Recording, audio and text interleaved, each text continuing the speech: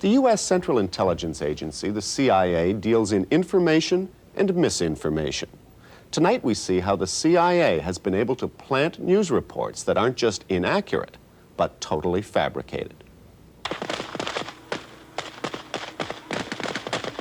This is Angola, a former Portuguese colony in southwest Africa that's been at war since the mid-70s.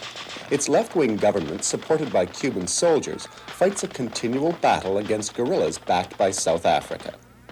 10 years ago, the Soviets helped send guns and troops here, and the United States responded with support for the guerrillas. According to newspapers at the time, that's how the Angolan War started. But did it? John Stockwell, wearing the cross, worked for the CIA for 12 years. As a colonel, his last assignment was to run the U.S. campaign in Angola. The basic theme was to make it look like a Russian and Cuban aggression in Angola.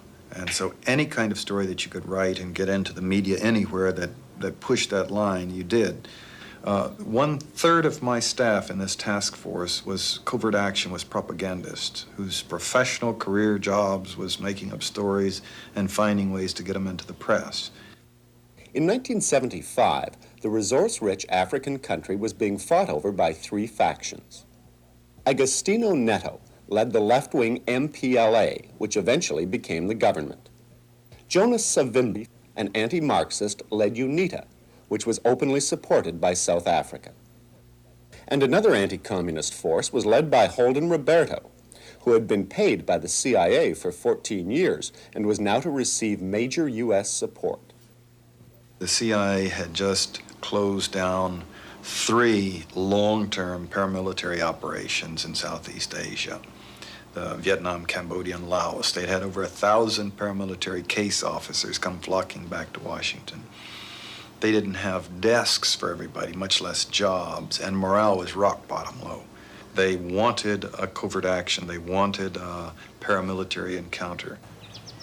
The rationale was that the Soviet Union was trying to take advantage of the United States' weakness right after the Vietnam War, that Angola was getting its independence and they were trying to snap it up, and that Henry Kissinger decided that we could not be weak and we wouldn't let them do it. Our own files disproved that. We moved into Angola first and the Russians were responding to us. But before the CIA could move, the U.S. National Security Council had to be sold, and Stockwell helped with the briefings. The first briefings on Angola literally went, gentlemen, this is a map of Africa. Here is Angola. And then they went on with a chart to explain there are 3 liberation movements in Angola. One of them is headed by Holden Roberto. He's the good guy. We've worked with him for years, and they use literally good guy. Then the MPLA is headed by this drunken, psychotic Marxist poet, Agostinho Neto. He's the bad guy. And they used exactly so to make sure that people understood. Once the National Security Council had given its blessing, Stockwell and the CIA cranked up their propaganda machine, and newspapers around the world became unwitting accomplices in the campaign. From the CIA's headquarters, Stockwell sent his propagandists to Britain, Portugal, Zambia, and Zaire. Far from the battlefield in Angola, they wrote news releases for the 2 Western-backed factions, and these were fed into the ticker tapes of the Western media. Stockwell's CIA man also wined and dined Western journalists and gave them personal briefings. His man in Zambia was particularly enthusiastic. He ran a story that the city of Malanje had been captured by the UNITA forces, and in doing so had captured 20 Russian advisors. And they thought this would show that Russians were running the thing in Angola. There weren't Russian advisors. It wasn't a factor, and we knew that. But the story did well. The Toronto Star, like many newspapers, picked it up from Reuters news agency. It was also carried in the Montreal Gazette and in the Vancouver Sun. I remember reporting that very clearly. Fred Berglund was the Reuters reporter who filed the story from Zambia. Years later, I discovered that a little CIA misinformation expert had sat in the U.S. Embassy in Lusaka and had composed that communique, and it bore absolutely no relationship at all to truth. you've got to remember at that stage, during a war, you're working under incredible pressure. I worked for 4 months without a day off for 16 hours a day. And all that was wanted was a flow of information. I mean, I'd done the same in the Middle East war. I was based in Damascus. And in the first week of the war in Damascus, I wiped out the Israeli Air Force 3 times over, with official statements. Reuters, with its headquarters here on London's Fleet Street, is one of the world's largest news agencies. Its international bureaus provide many newspapers with their only source of news from far parts of the globe. Well, I mean, with hindsight, some of the official statements from the side I was reporting, and I stress from the side I was reporting, but also from the side that people in Luanda with the MPLA were reporting, clearly most of those statements were completely false. The CIA man in Zambia soon came up with an even better story. He had some Cuban soldiers raping some young Angolan girls. Then there was a battle, and he had that Cuban unit cut off and captured. And then he had the Cuban women, the victims, identifying their rapists. And then there was a trial, and they were convicted. And then he had them executed by a firing squad of the women who had supposedly been violated, with photographs of young African women with weapons shooting down these Cubans. There had never been a rape. There had never been the military action. The Cubans had never been captured. It was all fiction. Fiction, maybe, but it showed up on the front page of papers like the Toronto Star. The Toronto Globe and Mail also ran the story, and its headline attributed it to Angolan guerrillas. Many other Canadian newspapers in cities like Winnipeg, Montreal, and Halifax picked up the story. Basically, and to put it very crudely, you can publish any old crap you like, and it will get newspaper room. But despite the best efforts of the CIA, the armies it supported didn't stand much of a chance once Cuban soldiers showed up. The force led by the man who'd been on the CIA payroll, Holden Roberto, was wiped out. And UNITA and the South Africans made a hasty retreat. Back in Washington, Congress didn't want another Vietnam and voted against spending any more money in Angola.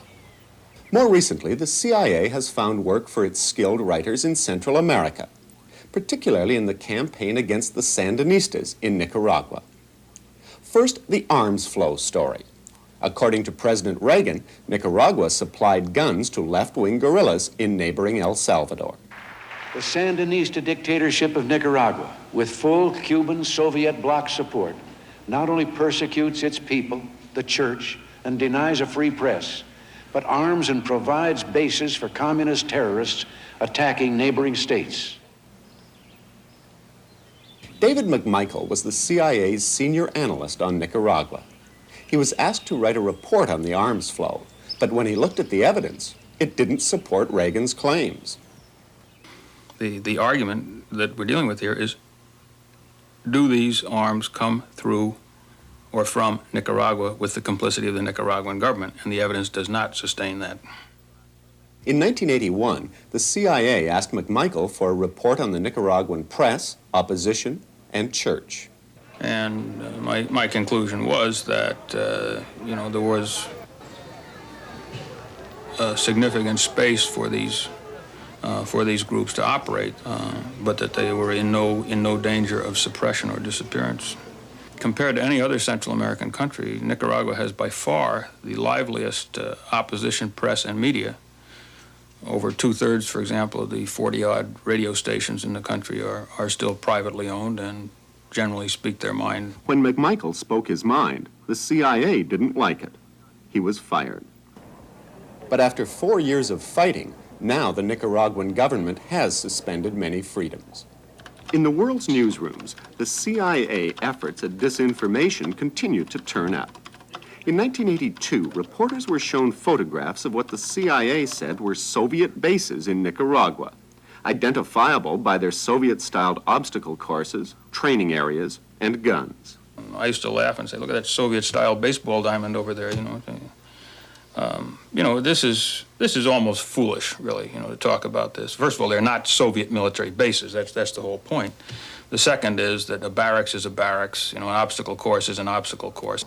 The Soviet freighter Bakuriani pulled into the Nicaraguan port of Corinto today, carrying a mystery cargo which could lead to a showdown between the Sandinista Just over a government and year the ago, re-elected Ronald on the Reagan. day President Reagan was re-elected, his administration came up with another Nicaragua story.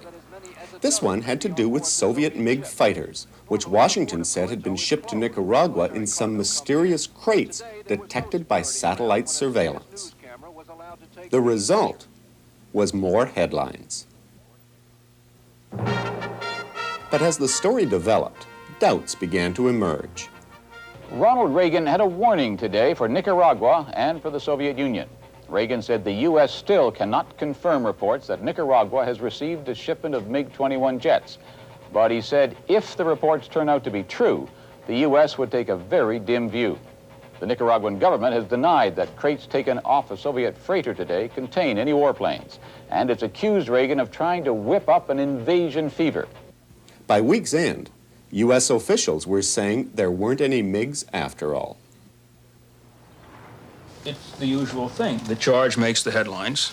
The retraction makes the inside pages.